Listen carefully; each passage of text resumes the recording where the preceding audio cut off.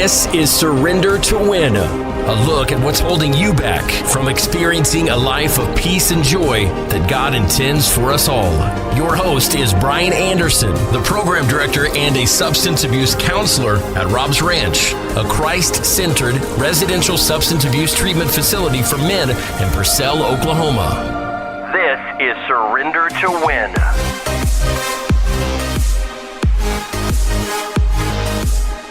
Hey, good afternoon, everybody. Hope you guys have had a great week.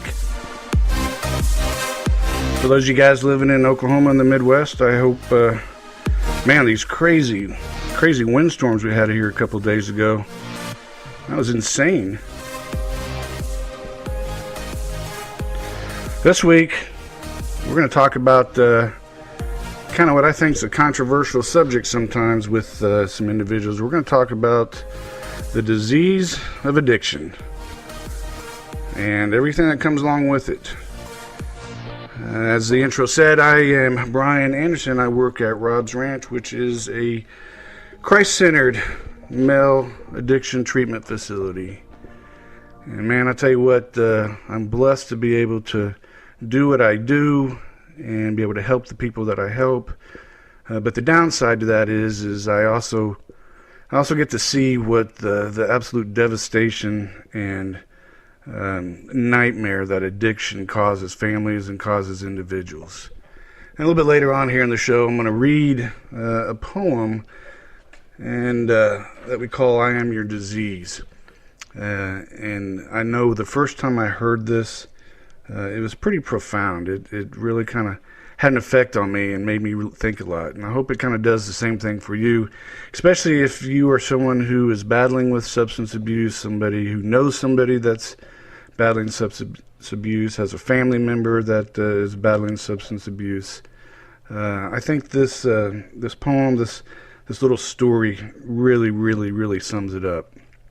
So I know one of the things that I hear often out there is addiction, is drug and alcohol use, is it a choice or is it a disease, something that somebody doesn't have a choice?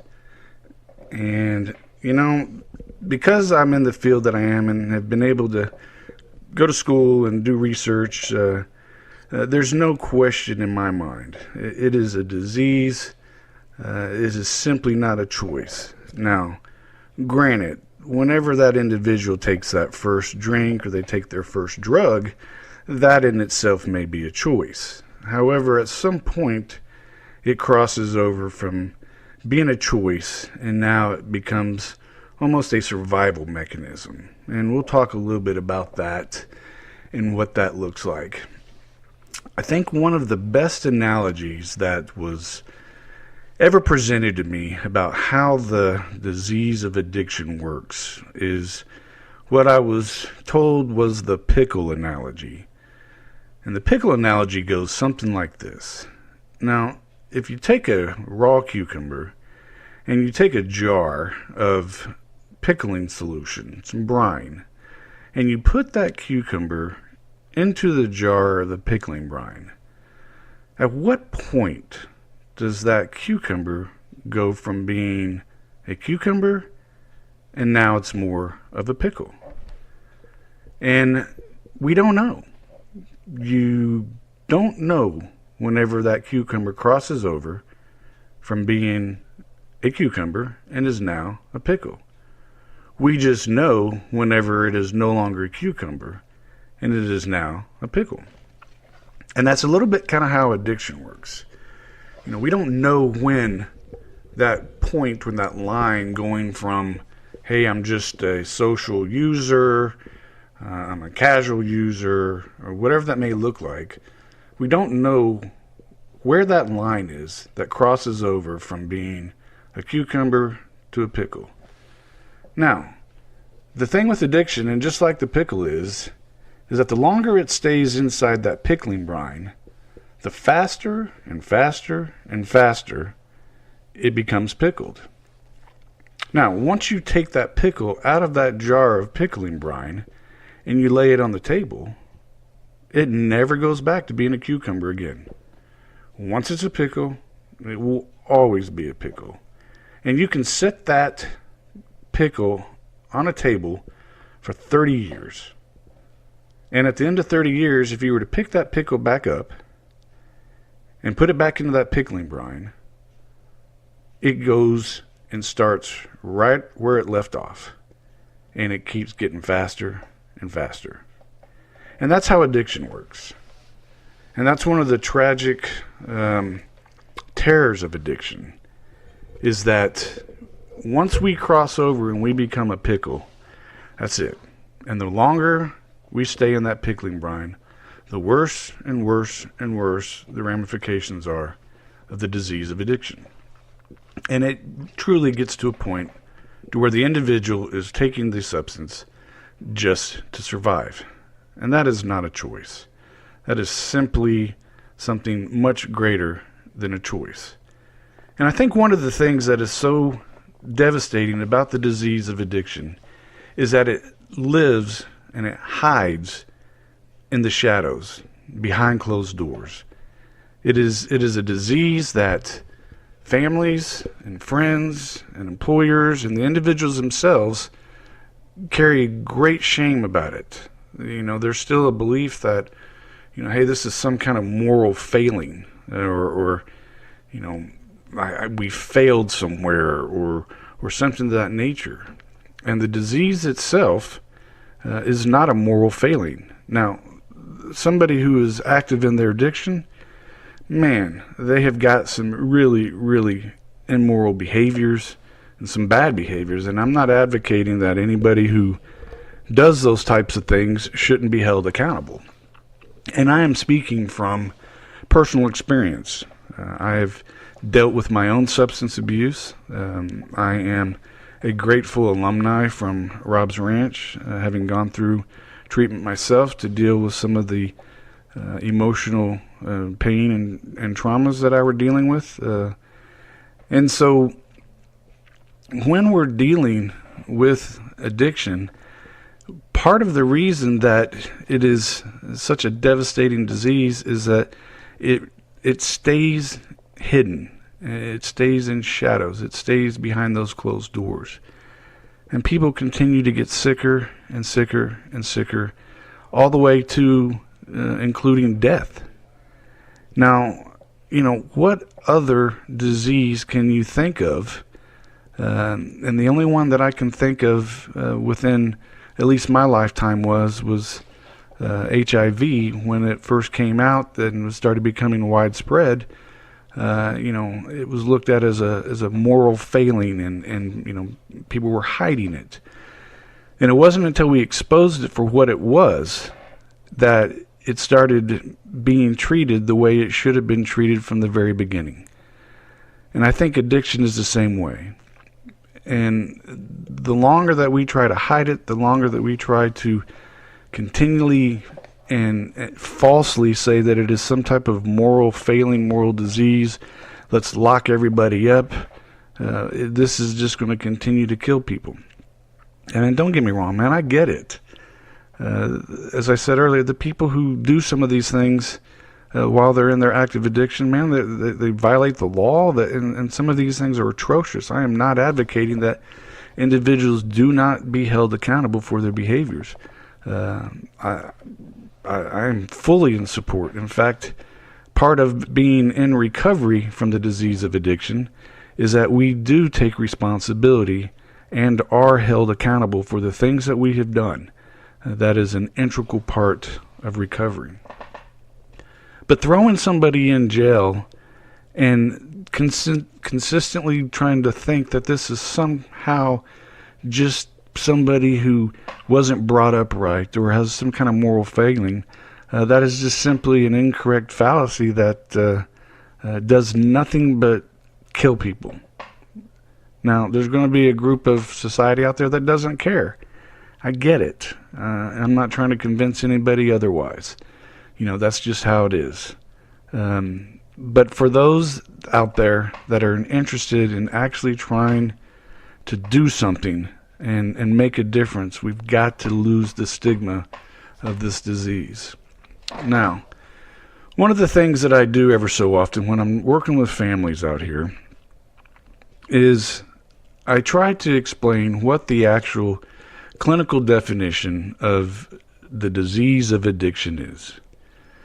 And when I speak strictly from the clinical definition of the disease of addiction, I use tobacco as an example. Now, if I go through my diagnostic manual and I look at the behavior and all of the criteria that are met or that need to be met for substance abuse, and I use the substance tobacco, and somebody meets those criteria, by the definition, that individual is a drug addict. And when I bring that out, that usually ends up angering some people, but it is a clinical fact. If you are addicted to the drug nicotine, you are definitionally a drug addict. Now, does the behavior that associates with nicotine use, is it as repulsive and as breaking the law, etc., as say somebody who's using heroin or methamphetamine, etc.? No. However, if you look at the behaviors, and just the behaviors of somebody who is addicted to nicotine, and you look at the behaviors of somebody who is addicted to another substance, you're going to see similarities that are uncanny. And an example of that is, whenever somebody goes, however long it is, without being able to take on board nicotine, what begins to happen? Their body starts to go into a withdrawal. They emotionally start getting irritated, and anxiety starts to increase. And they start to go through the withdrawal symptoms that are very similar to other substances out there. And that is because nicotine is one of the most highly addictive substances that we take right now. But because it's legal, and for a while it was socially acceptable, it's not looked at in the same light as, say, somebody who's on meth or heroin. And maybe that's rightly so. I don't know. That's not up to me to decide. That's up to each individual. I'm just simply looking at it from the clinical definition of addiction. Now, when I see somebody who has gone a couple days without nicotine, their behaviors increase even more. And I have actually worked with individuals where they actually start the drug-seeking behavior. They start trying to figure out ways that they can get tobacco, whether it's cigarettes or smokeless tobacco or vapes, etc. I've seen individuals, they start hiding it, they start sneaking it, they start justifying it, they start rationalizing it, they start, spending, paying higher prices for it than they normally would on the market. And all of those behaviors are the exact same as what you see when somebody is trying to do the same thing with, a prescription medication that they're abusing, or, something that they find out on the streets. And so, there's no question about it. The disease of addiction is a disease. It has nothing to do with the substance that the individual uses. We often say, hey, it doesn't matter the package that it comes in. The substance is irrelevant at that point. The only time that a substance becomes important is when you start looking at the withdrawal protocols, etc. But as far as the disease of addiction goes, the disease of addiction is a disease of addiction. And there's some disagreements even with individuals in this field that maybe disagree with me, and I'm okay with that. I'm comfortable with my understanding and my knowledge of this, and so debating it or not really doesn't improve the treatment and improve people getting better. So again, until we truly want to see this disease for what it is, it's going to continue to hide inside the shadows and behind the doors, and wrapped in with shame. And shame is part of the emotional state that alcoholics and addicts carry around with them, which actually perpetuates the continued use. And I often tell my clients and I tell their family members, their problem isn't necessarily the substance that they're addicted to. The drugs and the alcohol are an underlying psychopathology of, or an underlying symptom of an underlying psychopathology. If we don't deal with that underlying psychopathology, the chances of that individual staying clean and sober is, it's just very, very, very low. So what I want to do is read you this this poem, this story, kind of whatever you want to call it. It's a little long, so have patience with me, but it was pretty profound when I first heard it, and I'd like to share it with you guys.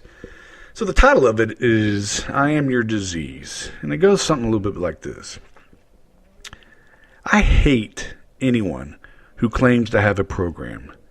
I despise any and all reference to a higher power. To all those who come in contact with me, I wish you and your family shame, humiliation, and intense suffering. With your unwitting cooperation, I bring you hell on earth. Allow me to introduce myself. I am the ancient disease of addiction. I am rightfully called cunning, baffling, and powerful, but this is a gross underestimation of me.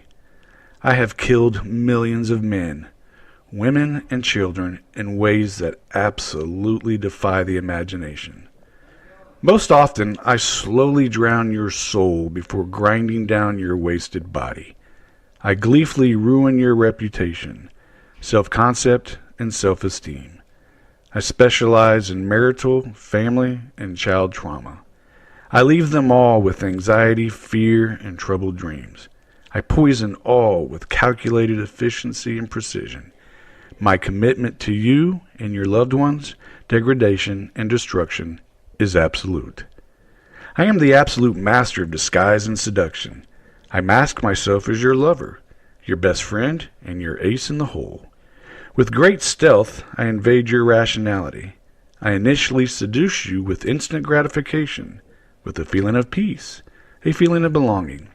I pose as being able to help you cope better, relate to others better, and even to work better. I present myself as needed fuel for your creativity, your industry, and your social and intellectual ability. I make you feel painfully inadequate without me. Toward the end, you will consider dying if you are separated from me. I am perfect and breathtaking in my pursuit of your mind, body, and soul. I am more powerful than your love and commitment to friends, family, spouse, freedom, or life itself. You will compromise every decent value you have to serve me. I have established myself a velvet throne within your brain. I have imprisoned the real you. From now on, your countenance and actions will mirror my malignant. I will become your flesh. I never grow weak. I never sleep. I am totally aware at all times. I know where your weakest point is. I tempt and taunt you in your dreams. I can only be exposed by other humans, and I can only be displaced by your awareness and action. I can't stand the light of day. I am intolerant of direct exposure. I hate anyone or anything that has the audacity to challenge my ownership of you. I will rage and fight bitterly to keep you. If possible, I will kill you rather than let you be possessed by the real you again. I use you to defend me against those that try to help you. Such audacity is mine alone. I am known as being jealous and demanding. You will offer all of you to me as I dictate. You will lie, steal, cheat, scam, assault, and humiliate yourself and others in order to serve me. You will believe in your own lies. I absolutely will not tolerate the disobedience of my subjects. You may at times catch a horrifying glimpse of me and try to run away. You may make these pathetic attempts again and again, but you can never run fast enough because you carry me with you. I control you completely. Yet I am not satisfied with the extent of the corruption that I cause within you. I want more. I want it now, and I won't stop shrieking within the back of your mind until I get it.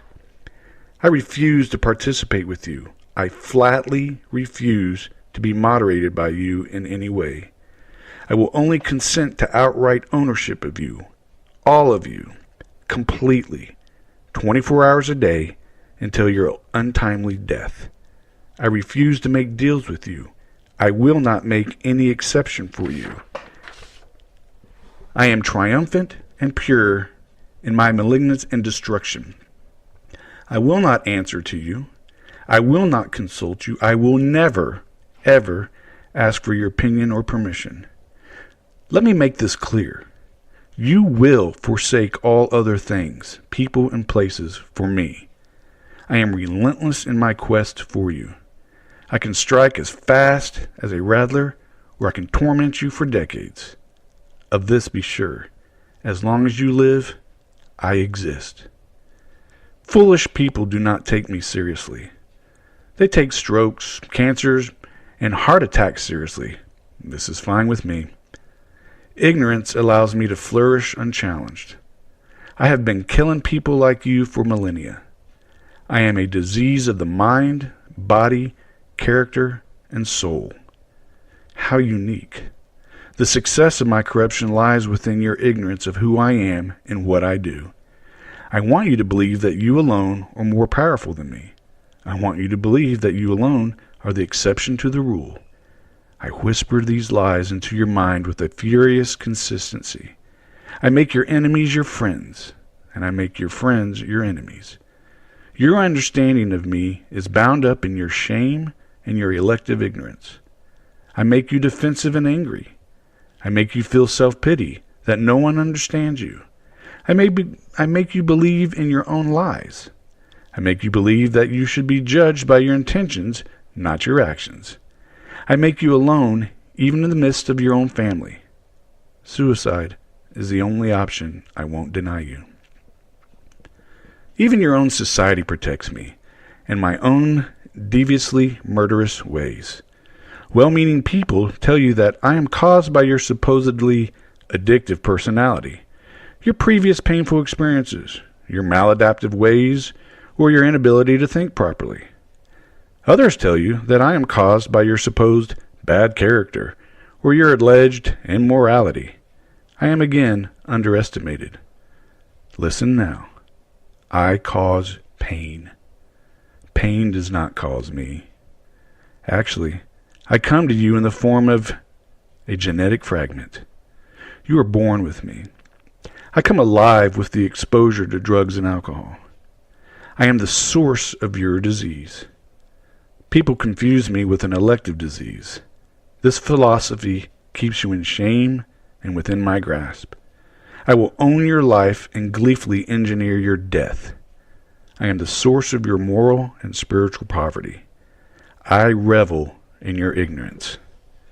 I take the young and the old, men and women, the healthy and the infirm, the wealthy, the poor, and the middle class. I claim to all those within my grasp. I'll take those of all races, all tastes, all customs and beliefs, the moralists, the achievers, the intellectuals, and those of high willpower, and those that I enjoy the most. Yet I take all. I am an equal opportunity destroyer.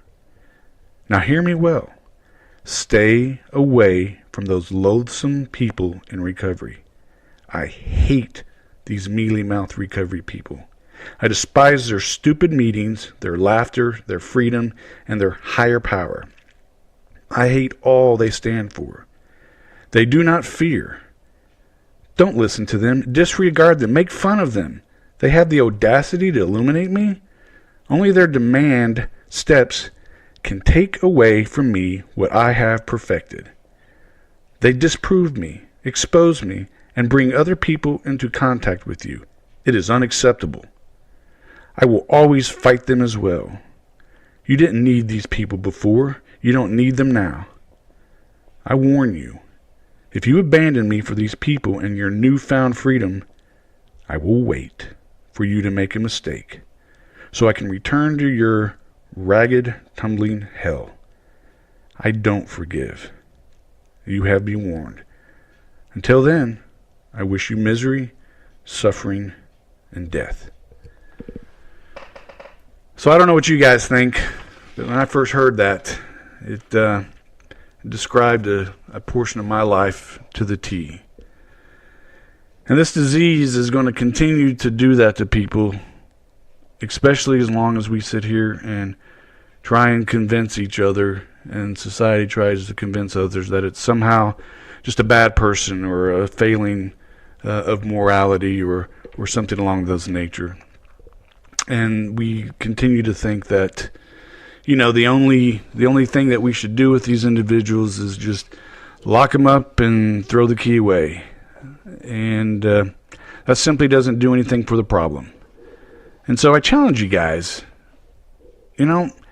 what if this is something more than just a moral failing? What if this is a disease? And one of the things, to go back to that story, I talked about, people who use tobacco. I got into an argument, I won't say argument, I got into a disagreement with an individual one day, how they continued to just tell me how this was, just a moral failing, and that these people were bad and they should be locked up. And while we're doing this gentleman probably chain smoked about 10 cigarettes within about 15 minutes or so. And I pointed out the same thing with him. And he kind of stopped and paused and thought about it for a second. And he just refused to acknowledge that, that addiction was a disease. And I told him, I said, well, sir, I said, what you're experiencing right now is called denial. And that's one of the cornerstones of this disease is denial. Now, one of the things that I found and truly believe in is that the drugs, the alcohol, anything that falls along the lines of addiction, whether it's process addictions like behaviors, gambling, sex, pornography, shopping, you name it, they all come from a spiritual malady, a missing spiritual piece. I can't speak for anybody else, but I will tell you that when I was able to find Jesus Christ and I was able to find a way to live my life for Him, that hole I had inside was gone and it was filled. And so if you're somebody out there that's struggling, if you're somebody that is got a family member that is having a tough time at it, reach out, seek help. There are many people out there wanting to help that have been where you've been or been where your loved ones are at. And we know the way out. And so take a risk and take a chance. And maybe, just maybe, we can do something about this disease of addiction and treat it the way it should be treated. Well, 30 minutes goes by quick. I hope you guys have had a great week. I hope you have a great weekend coming up. I look forward to talking to you guys next week as we continue this series on mental health issues that plague us. And,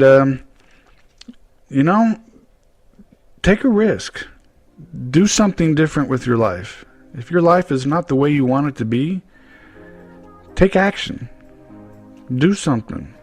It's something that I had to do, and I know that many people that I work with, they decide to do something as well, and it's been miraculous. Hey, listen, on Saturday mornings, Saturday afternoon, 2 o'clock, Mac Mullins has got a show on KOKC, 50 AM 1520, and also FM 95.3 called Rise Above. It is a great show talking about recovery. A lot of great guests. Catch his show if you can. And we'll talk to you guys next week.